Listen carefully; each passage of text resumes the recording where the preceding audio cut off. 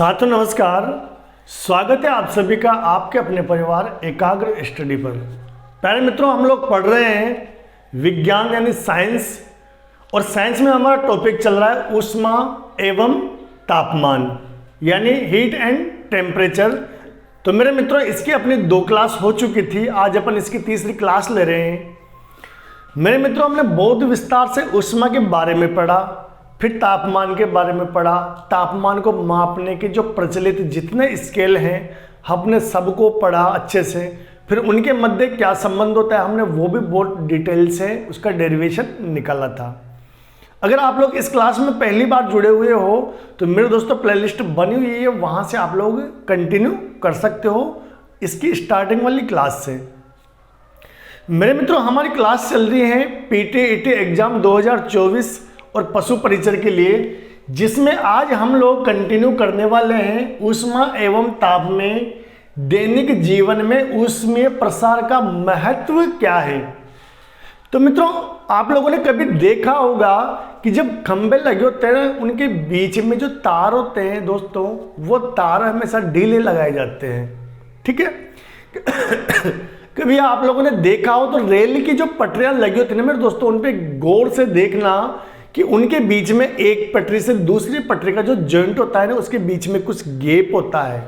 तो कभी आप लोगों ने सोचा कि यार ऐसा क्यों होता है कि ये जो गैप दे रखा है, क्या इससे कोई दुर्घटना हो सकती थी, क्या इसको नहीं छोड़ते थे?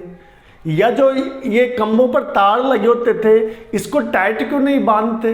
भाई जैसे अपन नॉर्मली कभी आप लोगों ने देखा होगा शादी ब्याह में टेंट वगैरह लगाते हैं ना, तो अपन कस के बिल्कुल लेते हैं ताकि है ना जो चीज़ें लटके नहीं, बिल्कुल स्थिरता से रहे। जबकि इसके उल्टा अपन जो लाइट के तार होते हैं उनको ढीला क्यों छोड़ते हैं? तो इन कई सारी चीज़ों का आज अपन लोग अध्ययन करने वाले हैं कि दैनिक जीवन में जो ऊष्मीय प्रसार होता है उसका क्या महत्व है। अब अपन ऊष्मीय प्रसार को पढ़ें उससे पहले अपन इसके महत्व को पढ़े उससे पहले अपन पढ़ेंगे मेरे दोस्तों कि ऊष्मीय प्रसार वास्तविकता में होता क्या है। ऊष्मीय प्रसार वास्तविकता में होता क्या है मेरे दोस्तों? आप लोगों ने देखा होगा कि कभी लोहार को काम करते देखा है, कभी वो कुल्हाड़ी को पीटते हुए देखा है, कभी आपने बैलगाड़ी तो देखी होगी, बैलगाड़ी के पहियों पर वो जो लोहे की होल है वो देखिए आपने। कई ऐसे इंसिडेंट देखे होंगे जहां पर इसकी जरूरत पड़ती है। चलिए मैं आपको सोने के आभूषणों से शुरुआत करवाता हूं मेरे दोस्तों। जब सुनार सोने के आभूषण या चांदी के आभूषण बनाता है, जिसे अपनी नाप की अंगूठी बनानी मेरे दोस्तों, वो क्या करता है उस सोने या चांदी को गर्म करता है और गर्म करने के बाद उसको पीटता है और पीट कर उसको जो अपना मनचाहा आकार वो देता है। ऐसा क्यों हुआ मेरे दोस्तों? धातुओं में एक विशेषता पाई जाती है कि जब हम उनको ऊष्मा देते हैं, गर्मी देते हैं, तो उनमें प्रसार होता है, वो धीरे धीरे फैल जाती है। और इस ऊष्मा के कारण जो प्रसार होता है मेरे लाडलो, उसी को अपन क्या बोलते हैं? ऊष्मीय प्रसार। उसी को अपन क्या बोलते हैं? ऊष्मीय प्रसार। तो दैनिक जीवन में कितनी चीजें अपने काम आते हैं उनके बारे में चलिए हम लोग इसके बारे में विस्तार से अध्ययन कर लेते हैं। तो चलिए मेरे दोस्तों, ये 4 एग्जाम्पल मैंने आप लोगों के सामने बोर्ड पर लिखवाए हैं और इतना मैं बता देता हूं, या तो ये एग्जाम्पल सीधे सीधे आपके पशु परिचर या पीटीटी में आएंगे, और अगर ये नहीं आएंगे तो इसी कॉन्सेप्ट पर बेस्ड इनसे रिलेटेड आपको उदाहरण जरूर से देखने को मिलेगा। तो चलिए इसको अपन विस्तार से जान लेते हैं मेरे दोस्तों। मेरा पहला उदाहरण ये है कि बैलगाड़ी के पहिए पर लोहे की होल चढ़ाना। तो कैसे चढ़ाई जाती है? कभी आप लोगों ने, अभी तो आजकल तो ट्रैक्टर का जमाना है मेरे दोस्तों, तो धीरे धीरे बैलगाड़ी वगैरह तो हम लोगों ने, क्योंकि स्वार्थी जीव हैं, क्यों बैलों को चारा खिलाना, तो बैलगाड़ी को रखना बंद ही कर दिया हम लोगों ने। कामचोर भी थोड़े हम हो गए। तो दोस्तों हमने तो हमारे बचपन में देखी थी कि लोहा किसान भाई जाते थे, कभी उनकी गाड़ी का, जिसको पत्थर बोलते थे, इस लोहे की जो होल है ना, इसको होल को क्या पत्थर बोलते थे। तो जो बैलगाड़ी लकड़ी की बनी होती थी, तो होता क्या था कि उसकी मजबूती के लिए जो बैल के जो टायर होते थे ना गाड़ी के, लकड़ी के पहिए, उन पर लोहे की होल चढ़ा दी जाती थी। अब मेरे दोस्तों वो होल क्या करते थे? उसको मजबूती प्रदान करती थी ताकि गाड़ी के पहिए टूटे नहीं, लकड़ी के खराब नहीं हो। तो मेरे दोस्तों जो लोहे की होल थे उसको पहले गर्म किया जाता था, इतना गर्म किया जाता था कि वो लाल हो जाए, और लाल होने के बाद ऊष्मा पाकर वो क्या था कि फैल जाता था। तो कुछ तो वो फैल जाता था, फिर कुछ उसको खींचकर उस जो पत्थर को यानी होल को, लोहे की होल को बैलगाड़ी के पहियों पर चढ़ाया जाता था। ये किसका उदाहरण है? आपके ऊष्मीय प्रसार का। किसका उदाहरण है? ऊष्मीय प्रसार का। सेकंड है रेल की पटरियों के मध्य खाली स्थान छोड़ना। अब आप लोग कहोगे कि सर रेल की पटरियों को हम कौन सा तापमान दे के प्रसार करवाते हैं? तो ऐसा नहीं है मेरे भाई, ये बीच में स्पेस इसलिए छोड़ा जाता है क्योंकि देखिए होता क्या है कि ठंडी के दिनों में तो बहुत ज़्यादा ठंड पड़ती है, इसके कारण वो सिकुड़ते हैं, तब भी वहाँ पर गैप, थोड़ा सा गैप बढ़ जाता है। लेकिन गर्मी के दिनों में अगर इनके मध्य खाली स्थान नहीं छोड़े तो होगा क्या कि ऊष्मा पाकर, क्योंकि आप जानते हो बहुत ज़्यादा गर्मी पड़ती है तो ऊष्मा पाकर पटरियाँ फैलती हैं। अब फैलेगी, मान लो एक चीज़ बताओ मैं आपको ऐसे समझाता हूँ कि जैसे एक पटरी है इस तरफ है, यहाँ से दूसरी पटरी ऐसे जुड़ी हुई है, ये पटरी भी जो है ऊष्मा पाकर ऐसे प्रसारित होगी, ये भी इधर प्रसारित होगी। अब मान लो प्रसारित होगी, इनके बीच हमने ये गैप छोड़ा तो ये थोड़ा सा इधर सरक जाएगी और ये इधर सरक जाएगी, कोई समस्या नहीं आएगी। लेकिन मान लो अगर अपन ने इनके बीच में गैप ही नहीं छोड़ा, बिल्कुल कंटिन्यू टच करवा दी, तो ऊष्मा पाकर ये इधर फैलना चाहेगी, भाई कुछ इधर भी फैलेगी लेकिन इधर भी फैलेगी, और ये भी इधर फैलेगी, तो दोनों ही तो टकरा कर टेढ़ी मेढ़ी हो जाएगी। यानी यहाँ पर ये कैसी पटरी हो जाएगी? तो ऐसी हो जाएगी। अब ऐसी पटरी हो जाएगी तो समस्या उत्पन्न नहीं हो जाएगी, रेलगाड़ी में कोई दुर्घटना नहीं हो जाएगी, इसलिए यहाँ पर खाली स्थान छोड़ा जाता है। ठीक है ना दोस्तों? तो आपसे क्वेश्चन किस प्रकार पूछा जाएगा कि रेल की पटरियों के मध्य खाली स्थान छोड़ना किसका उदाहरण है, और आप लोग क्या आंसर लगाओगे? ऊष्मीय प्रसार का। ऊष्मीय प्रसार का। चलिए दोस्तों, अब आप लोग थर्ड देखिए, बिजली के खंभों के बीच तारों का कसकर नहीं बांधना। यानी मेरे मित्रों, बिजली के तार, जो बिजली के खंभे हो या टेलीफोन के खंभे हो, कभी देखना इनके बीच जो तार होते हैं ना, वो टाइट नहीं बांधे जाते, कसकर नहीं बांधे जाते। कारण क्या है कि सर्दियों में तो उनमें तनाव पैदा हो जाता है, नहीं सिकुड़ते हैं वो। अब अगर मान लो कसकर बांध दे, सर्दियों में उनमें क्या होता है, सिकुड़न होती है, तो वो तो टूट जाएंगे। ठीक है। दूसरी चीज, इसलिए उनको कसकर नहीं बांधा जाता, ढीला छोड़ा जाता है ताकि वो आराम से एडजस्ट हो सके। दूसरी चीज, गर्मी में क्या होगा, गर्मी में वो ऊष्मा पाकर प्रसारित होंगे तो थोड़े से झूल जाएंगे। इसलिए मेरे दोस्तों, आपके बिजली के खंभों के बीच तारों को कभी कसकर नहीं बांधा जाता। चलिए चौथा, लोहे के पुल का ऊष्मीय प्रसार। अब इसके बारे में आप लोग को मैं बता देता हूं मेरे दोस्तों। कभी भी आप किसी भी पुलिया के नीचे खड़े हो तो कभी देखना कि जो पुल होता है ना मेरे दोस्तों, पुल को एक तरफ तो उसको टाइट कस देते हैं स्क्रू वगैरह से, जो बड़े बड़े बोल्ट होते हैं ना उनकी सहायता से, लेकिन दूसरी तरफ का जो होता है ना मेरे दोस्तों, वो कसा नहीं जाता, बल्कि उसके नीचे बेरिंग लगे होते हैं और एक फ्लैट उस पर रखा जाता है। कारण क्या है कि भाई जैसे ठंडी के दिनों में वो सिकुड़े तो थोड़ा सा हल्का सा सिकुड़न ले ले वो, तो बेरिंग की सहायता से एडजस्ट हो जाए। और जब गर्मियों के दिनों में ऊष्मा पाकर प्रसारित हो यानी फैल जाए तो नीचे बेरिंग लगी हुई वो आराम से उस तरफ सरक जाए। अगर ऐसा नहीं किया जाए तो हमारा जो पुल है वो क्षतिग्रस्त हो सकता है और हमें करोड़ों रुपए का नुकसान भी हो जाएगा, इसके अलावा जन हानि भी हो सकती है। अब बात करते हैं अपन, एक नोट मैंने लगवाया है दोस्तों, पायरेक्स कांच में बहुत कम प्रकाश होता है। ये जो एक पायरेक्स का प्रकाश नहीं, प्रसार होता है, पायरेक्स का कांच होता है, इसमें जो प्रसार की जो क्षमता पाई जाती है बहुत कम पाई जाती है। और यही कारण है कि आजकल जो बहुत सारे बर्तन है ना जिसमें अपन शीतल यानी ठंडे पेय पीते हैं, गर्म पेय पीते हैं, वो पायरेक्स कांच के बनाए जाते हैं ताकि टूटे नहीं। कभी आप लोगों ने दोस्तों ऐसा देखा होगा नहीं कि आप लोग गरम गरम चाय लेके आए, कांच के गिलास में वो चाय रख दी और वो चटक गया। कारण क्या है कि मोटा सा जब कांच होता है ना, ऑलमोस्ट ऐसी घटना आपको तब देखने को मिलेगी। होता क्या है, जिसे अपन ने गरम गरम उसमें कोई वस्तु डाली, क्या होगा, ऊष्मा पाकर वो प्रसारित होगा। अब चूंकि उसको तो अपन एक निश्चित आकार दे रखा है, अणु सिकुड़े हुए हैं, प्रसार होते हैं, वो क्या होता है, टूट जाता है। तो ये थे अपने दैनिक जीवन में ऊष्मीय प्रसार का महत्व।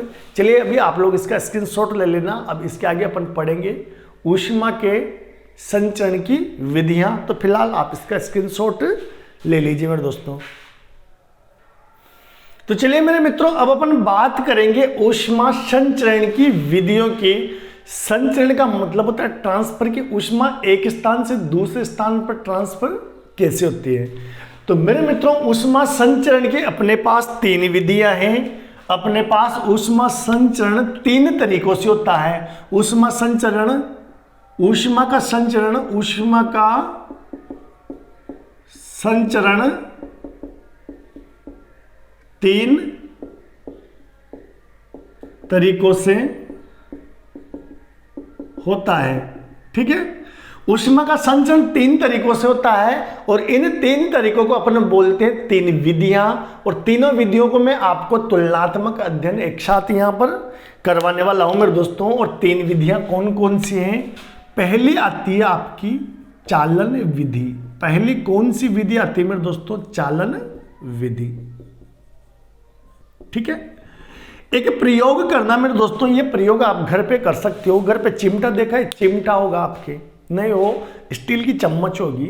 करना क्या, गैस को या चूल्हे को जला के चम्मच के एक्सरे को उस बर्नर के ऊपर रख देना, जो गैस का बर्नर है।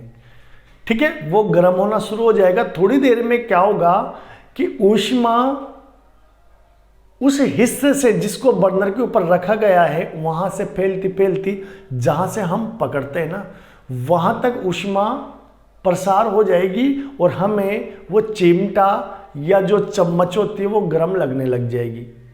यानी ऊष्मा के चालन में क्या होता है कि चालन, ऊष्मा के प्रसार की वो विधि होती है या ऊष्मा के संचरण की वह विधि होती है जिसमें किसी एक धातु की वस्तु को या धातु के बने पदार्थ के एक सिरे को जब अपन ऊष्मा देते हैं तो ऊष्मा स्वतः ही एक स्थान से दूसरे स्थान की ओर मूवमेंट करती है, गति करती है। तो उसको बोलते हैं अपन चालन। उसको क्या बोलते हैं मेरे दोस्तों?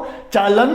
पर ये एग्जाम में इस प्रकार का क्वेश्चन नहीं आएगा, इस प्रकार का क्वेश्चन नहीं आएगा। फिर आप कहोगे कि सर फिर कैसा आएगा? तो वही तो अपन लोग पढ़ने वाले हैं। तो मैं आप लोग को बता दूं कि चालन किसको बोलते हैं। जब किसी धातु के पदार्थ के किसी एक सिरे को गर्म करने पर ऊष्मा फैलती हुई उसके ठंडे सिरे की ओर प्रसारित हो जाए, उसके ठंडे सिरे की ओर प्रसारित हो जाए, तो उसको बोलते हैं ऊष्मा के जो संचरण की चालन विधि। चालन विधि यानी मेरे दोस्तों एक चीज देखिए आप लोग, जो ठोस पदार्थ होते हैं क्या उसके अणु गतिशील होते हैं? क्या नहीं होते, स्थिर होते हैं एक जगह पर। यानी चालन विधि में क्या होता है मेरे दोस्तों? ऊष्मा का संचरण, ऊष्मा का संचरण, ऊष्मा का संचरण ठंडे सिरे से,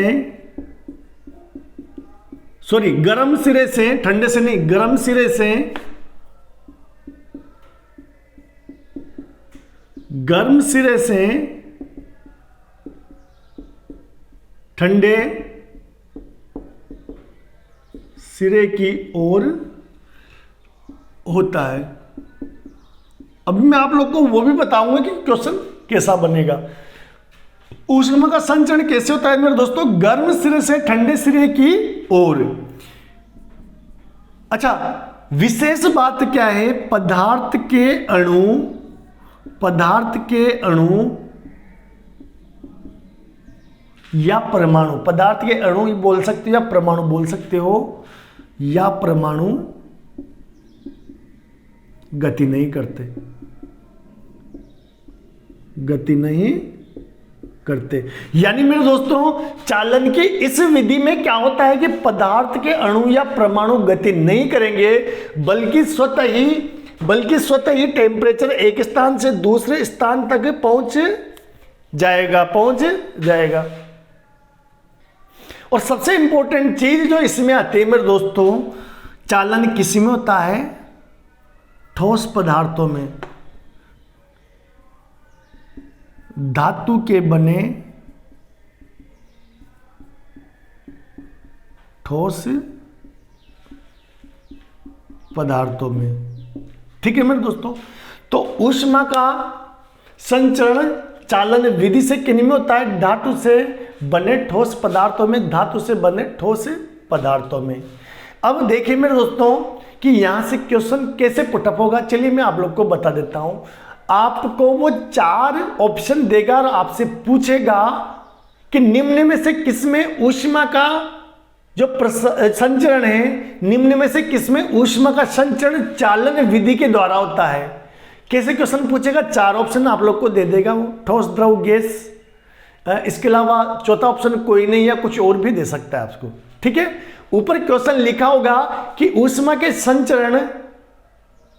संचरण चालन विधि से किस में होता है, चालन विधि से किस में होता है, तो चालन विधि से किस में होता है मेरे दोस्तों, ठोस पदार्थों में। किस में होता है, ठोस पदार्थों में, और विशेषकर धातु के बने ठोस पदार्थों में। किसमें, धातु के बने ठोस पदार्थों में। दूसरा, क्या इनके जो अणु या परमाणु हैं उनमें गति होते हैं मेरे दोस्तों, चालन विधि में पदार्थ के अणु या परमाणु गति नहीं करते, वो स्थिर रहते हैं और स्थिर रह के ही टेम्परेचर एक स्थान से दूसरी जगह ट्रांसफर कर देते हैं। तो ये है मेरे दोस्तों चालन विधि। और चालन में क्या होता है, ऊष्मा का संचरण गर्म सिरे से ठंडे सिरे की ओर होता है, पदार्थ के अणु या परमाणु गति नहीं करते, और धातु के बने ठोस पदार्थों में चालन विधि द्वारा ऊष्मा का संचरण होता है। तो चलिए इसका स्क्रीनशॉट आप लोग ले लीजिए। अब हम चलते हैं इसकी दूसरी विधि की ओर। तो ऊष्मा संचरण की मेरे दोस्तों विधि, दूसरी विधि है संवहन विधि, और इसके बारे में आप लोग जानते हो, इसके उदाहरण के बारे में, लेकिन आपको नहीं पता। हम लोगों के सभी के घरों में उसका प्रयोग हुआ है, लेकिन आप लोगों को नहीं पता, तो आज मैं आप लोग को उसका कारण बताने वाला हूं।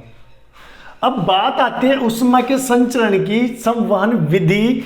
इस विधि में क्या होता है मेरे दोस्तों, चालन का विपरीत, यानी वहां पर अणु या परमाणु स्थिर रहते हैं, लेकिन ऊष्मा संचरण की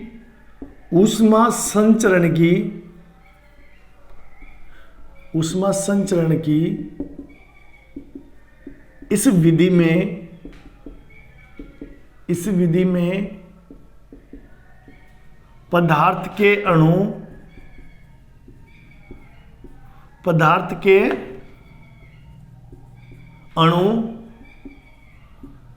एक स्थान से चलकर दूसरे स्थान तक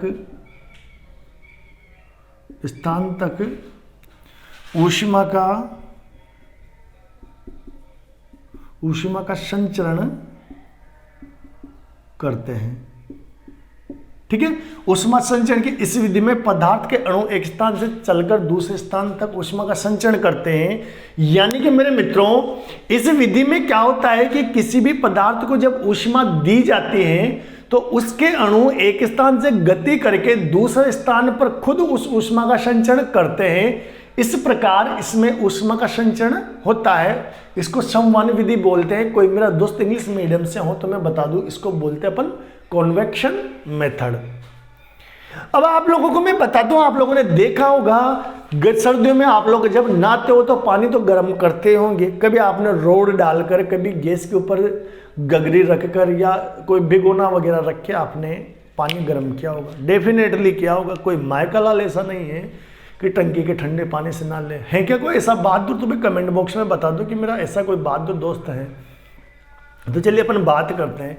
तो आपने कभी देखा होगा कि जब अपन कभी देखना और नहीं देखा हो तो आज देख लेना यार, क्या फर्क पड़ जाता है। किसी गगरी में, किसी लोटे में, किसी भिगोने में आप लोग पानी को गर्म चढ़ा के देखो। गैस के ऊपर जब आप लोग पानी गर्म चढ़ाओगे तो नीचे से छोटे छोटे बबल्स उठना शुरू हो जाएंगे, बुलबुले। मेरे दोस्तों, होता क्या है कि जब आप पानी को ऊष्मा दे रहे हो तो पानी के जो अणु हैं वो ऊष्मा ग्रहण करके क्या होते हैं, उस ऊष्मा को दूसरी जगह स्थानांतरित करते हैं। नीचे से ऊष्मा लगती है ना, तो वो वहां से गतिशील होकर उठकर ऊपर की ओर आते हैं। इस प्रकार ऊष्मा का एक स्थान से दूसरे स्थान तक संचरण होता है। यानी ऊष्मा संचरण की इस विधि में पदार्थ के अणु एक स्थान से चलकर दूसरे स्थान तक ऊष्मा का संचरण करते हैं। देख लेना ये प्रयोग करके। तो मेरे दोस्तों, इसका मतलब संवहन विधि किस पर लागू होती है? तो संवहन विधि द्वारा ऊष्मा का संचरण किस में होता है? द्रव व गैसों में इस विधि द्वारा इस विधि द्वारा ऊष्मा का संचरण होता है। यानी द्रव व गैसों में आपके संवहन विधि द्वारा क्या होता है मेरे लाडलो, ऊष्मा का संचरण होता है। अब आप लोग के मैं घरों में एक चीज बता दूं, आप लोगों के सबके कमरे में अपने देखना गेट के जस्ट ऊपर रोशनदान लगा होता है। बोलो लगा होता है कि नहीं होता है? होता है ना? कमेंट करके बताओ किसके घर में नहीं है, और जिसके घर में नहीं है उसमें एक समस्या होती होगी, मैं वो भी आप लोग को बता देता हूं। होता क्या है मेरे दोस्तों कि गर्मियों में जब गर्मी पड़ती है तो हवा होती है, हवा क्या है मेरे दोस्तों? गैस। तो वो ऊष्मा पाकर क्या होगी? प्रसारित होगी, यानी उसके अणु गतिशील होंगे एक स्थान से दूसरे स्थान पर। तो जैसे ही जमीन की गर्मी से ऊपर से गर्मी पड़ी तो क्या होगी? हवा गर्म होकर वो क्या करेगी? ऊपर उठती है। हवा में ये प्रवृत्ति पाई जाती है कि वो गर्मी पाकर ऊपर उठती है। अब ऊपर उठने के बाद उसको बाहर निकलने के लिए रास्ता भी तो चाहिए ना, तो वो कहाँ से निकलेगी? आपके रोशनदान से बाहर निकलेगी। और आपका जो रूम है अपेक्षाकृत ठंडा रहता है उन लोगों के कमरों की अपेक्षा जिनके रोशनदान नहीं जिनके कमरों में रोशनदान नहीं बना हुआ है मेरे दोस्तों। और देखना जिनके कमरों में रोशनदान नहीं बना हुआ उनको उमस का सामना करना पड़ता है बहुत ज़्यादा, क्योंकि वो कभी कूलर वगैरह जब चलता है ना तो वो हवा वहीं के वहीं घूमती रहती है और उमस हो जाती है। जबकि जिनके रोशनदान होता है साइड के विंडो में कूलर लगा हुआ है, वहाँ से ठंडी हवा चलेगी, गर्म हवा बाहर निकलती रहेगी, ठंडी हवा अपने स्थान घेरती रहेगी और कमरे को ठंडा कर देगी। और जिनमें नहीं होता मेरे दोस्तों उनके जो मकान होते हैं वो उमस से भर जाते हैं। तो चलिए मेरे दोस्तों ये बात थी अपने संवहन विधि की। अब अपन एक और विधि की इसकी बात कर लेते हैं, फिर इसके कुछ क्वेश्चंस देखेंगे। तो चलिए मेरे दोस्तों अब इसकी थर्ड और लास्ट विधि की बात कर लेते हैं, ऊष्मा के संचरण की। तीसरी विधि है मेरे दोस्तों विकिरण विधि। तीसरी कौन सी विधि है? विकिरण विधि। और पहले मैं इसके बारे में कुछ लिखवा देता हूं, फिर मैं आप लोगों को इसके बारे में विस्तार से समझाऊंगा कि इसमें ऐसा क्या होता है। तो चलिए मेरे दोस्तों मैं कुछ लिखवा देता हूं पहले इसमें। तो चलिए मेरे दोस्तों इसके बारे में आप लोग देख लीजिए विकिरण विधि क्या लिखवा है मैंने। ऊष्मा संचरण की इस विधि में बिना किसी माध्यम के निर्वात में भी ऊष्मा का संचरण होता है। यानी जो विकिरण विधि है मेरे दोस्तों इसमें माध्यम की आवश्यकता ही नहीं है, बिना माध्यम के भी ऊष्मा एक स्थान से दूसरे स्थान तक संचरित हो जाएगी। और इसमें बिना किसी माध्यम के निर्वात में भी, ये निर्वात का मतलब ही मेरे दोस्तों ये है बिना किसी सहारे के, निर्वात का जो मतलब है यही है। अब आप लोग कहोगे कि सर ऐसा कैसे? मेरे दोस्तों सूर्य हमसे कितना दूर है भाई, फिर भी अपन उसकी ऊष्मा पा रहे हैं। क्या हमने बीच में कोई ऐसा कोई उसके लिए कोई ऐसा कंडक्टर लगा रखा है कि कोई तार लगा रखा है वहां तक, या कोई हमने कुछ ऐसी चीजें डाल रखी? नहीं मेरे भाई, सूर्य का जो प्रकाश है हमें विकिरण के माध्यम से मिलता है, इसलिए निर्वात में भी हमें उतनी ही तीव्रता से ऊष्मा मिलते हैं। यानी ऊष्मा के इस संचरण की विधि में माध्यम की आवश्यकता नहीं है, फिर भी हमें पूरी ऊष्मा अपनी क्षमता के अनुसार मिलेगी। ठीक है मेरे दोस्तों।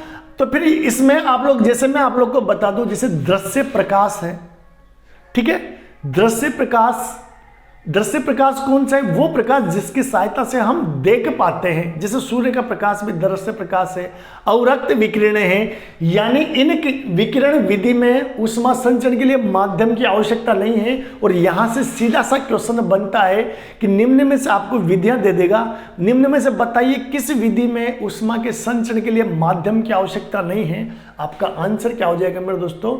विकिरण विधि। क्या हो जाएगा? विकिरण विधि। ठीक है। इसके अलावा मैंने एक नोट लिखवाया है मेरे दोस्तों, वो नोट क्या है कि उसमें विकिरणों का सर्वाधिक अवशोषण किसमें होता है, यानी जो ऊष्मा वाली विकिरणें हैं सर्वाधिक अवशोषण किसमें होता है। दूसरा, ऊष्मीय विकिरणों का सबसे कम अवशोषण किसमें होता है। तो मेरे मित्रों सबसे ज्यादा तो होता है काली वस्तुओं में, ठीक है, सबसे ज्यादा तो काली वस्तुओं में, और सबसे कम होता है मेरे दोस्तों सफेद वस्तुओं में। सबसे कम किसमें होता है?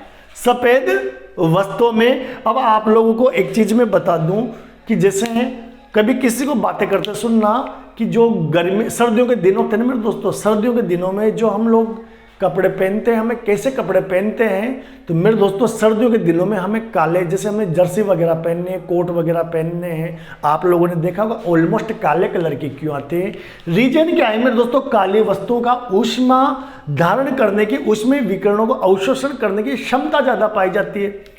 अब ठंडी के दिन है मेरे दोस्तों, तो काले या बहुत ज़्यादा कलर वाले जो कलरफुल कपड़े होंगे ना, बहुत ज़्यादा जो कलर्ड कपड़े होंगे उनको आप पहनोगे तो ऊष्मीय विकिरणों का अवशोषण ज़्यादा होगा, तो आपको गर्मी रहेगी, ठंड नहीं लगेगी।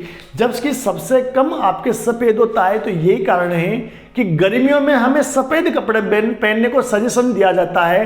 होता क्या है कि सफ़ेद जो कपड़े हैं उनकी ऊष्मा अवशोषण की क्षमता कम होती है। अब कम होती तो हमें गर्मी नहीं लगती। अब मान लो आप लोग काले कपड़े पहन के बाहर निकल जाओगे, सूर्य से आने वाली अधिकांश किरणों को वो अवशोषित करेगा, आप तो पसीने में लथपथ हो जाओगे, हालत खराब हो जाएगी। तो ऐसे कैसे काम चलेगा भाई। इसलिए गर्मियों में तो आपको सफ़ेद कपड़े पहनने हैं, सर्दियों में आपको कोशिश करो काले कपड़े पहनो, और काले नहीं पहन सकते तो जो डार्क कलर में हो, जैसे मेरून है, इस प्रकार के कपड़े पहनोगे तो आपको ठंडी कम लगेगी। तो चलिए इसका स्क्रीनशॉट ले लेना जाते जाते हैं। आज की क्लास को हम यहीं विराम करते हैं मेरे दोस्तों। अब एक शिकायत तो मेरे से आपसे रहेगी, अगर आप लोग करोगे तो नहीं रहेगी, नहीं करोगे तो भाई देखिए दोस्तों, क्लास शेयर कर दिया करो अपने दोस्तों तक, ताकि सबका भला हो और उनको भी एक अच्छा ऑथेंटिक कंटेंट मिल सके। तो चलिए आप लोगों के लिए ईश्वर से दुआ कि आप लोग का दिन शुभ हो और आप अपने मंजिल तक पहुँचे। धन्यवाद। अब आप लोग स्क्रीनशॉट ले लीजिए।